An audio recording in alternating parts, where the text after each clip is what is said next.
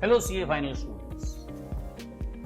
What is the secret of clearing the CA final exam in the very first attempt?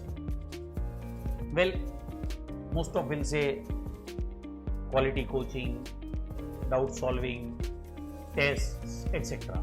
Yes, these are the basic prerequisites for clearing your CA final exam, and Shesh Educare stands for all this.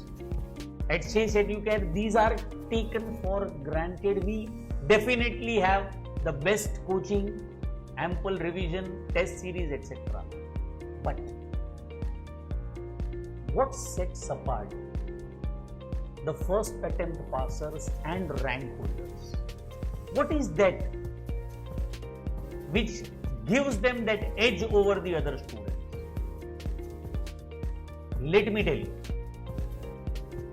During the leave period, last 4-5 months when you are on leave from your articleship and preparing for the exam, that time you should not be burdened with any lectures. All your coaching class lectures should get over before that, so that you will have ample time for at least 2 revisions. And yes, 2 revisions are required minimum for CA final exam.